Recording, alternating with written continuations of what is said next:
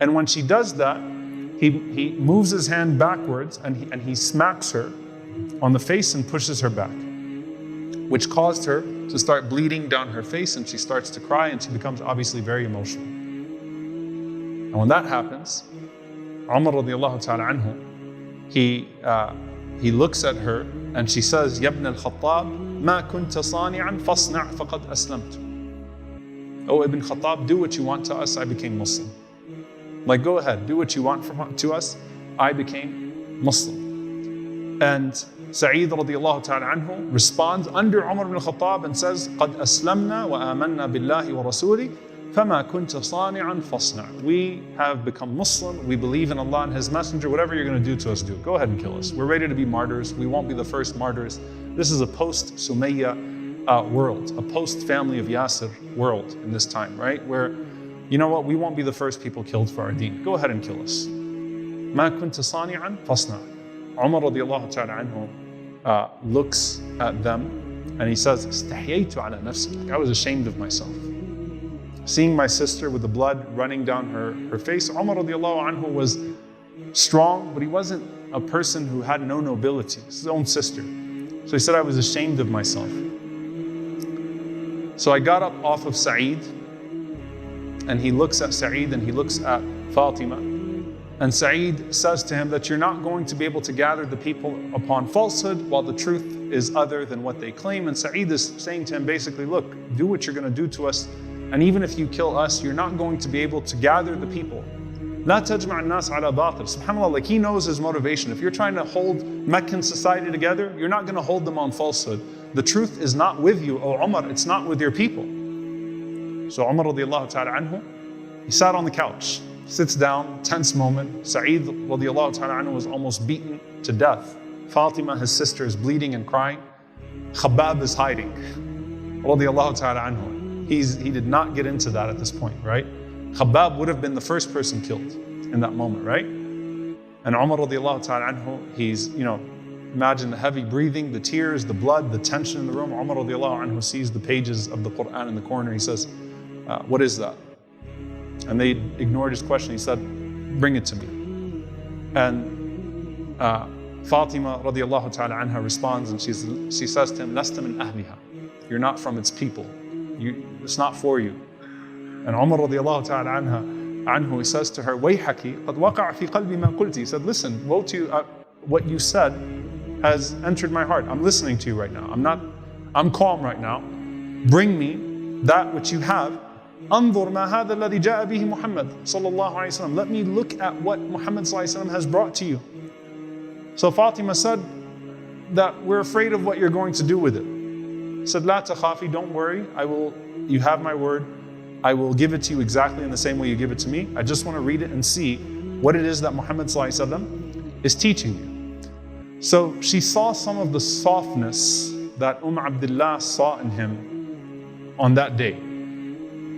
And she says to Umar radiallahu ta'ala anhu, using a different tone, Ya akhi, oh my brother, innaka mushrik, you are a polytheist, wa innahu la yamassuhu illa al-mutahharun, and no one should touch this except for those who are pure. فَإِن كُنْتَ صَادِقًا, if you're being truthful in what you're saying right now, that you're actually interested and that you're calm and you want to know what we have, فَقُمْ فَاغْتَسِلْ, get up and do ghusl. Go wash yourself the way that we wash ourselves when we read this Quran. So Umar radiallahu ta'ala anhu, he gets out, he washes himself, he does ghusl, he walks back into the house, he sits down, he says, now give it to me.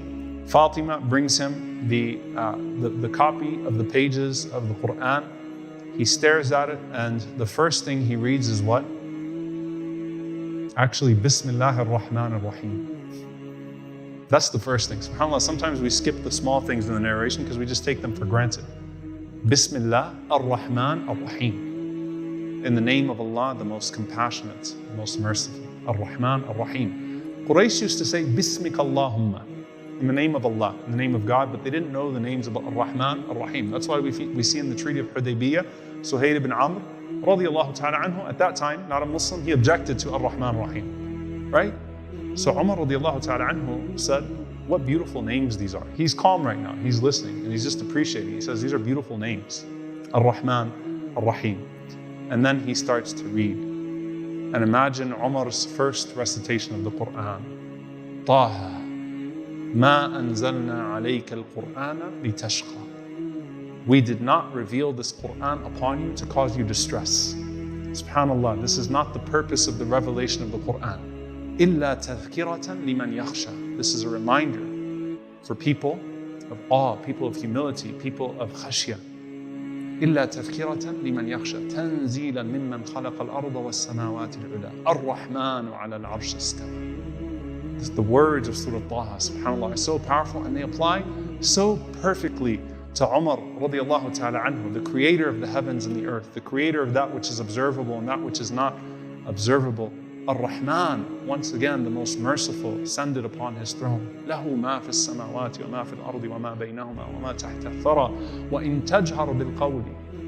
If you speak your words or if you keep them to yourself, Allah knows that which is hidden and that which is even less than that which is hidden. Allah knows what is said, what is not said, and even beyond, even beneath what is not said. Allah knows all of it.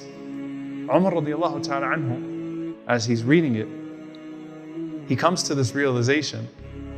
He says, "Ma atyab hadha al-kalam wa ahsana." Beautiful words these are.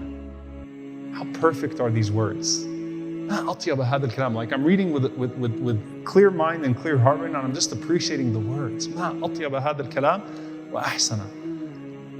And he keeps on reading until he gets to, and subhanAllah, I just think about the words that he stopped at. Innani ana Allah. La ilaha illa ana fa'budni wa aqim as-salata li dhikri. Like, you know, when you read the Quran, you're supposed to read it as a message to you. Innani ana Allah. I am Allah. Speaking to Umar radiallahu ta'ala anhu. Innani ana Allah. La ilaha illa ana. There is no God but me. Fa'budni. So worship me alone. Wa aqim as-salata li dhikri. And establish the prayer out of my remembrance. Umar radiallahu ta'ala anhu said, the one who spoke these words has the right to have no one worshipped besides him. This ilah should have no one worshipped besides him. He's reading it as if it is being revealed to him. He puts it down. He says, "Min hadha farrat Quraysh." SubhanAllah, like look at all the self-reflection and realization that this is what Quraysh is running away from.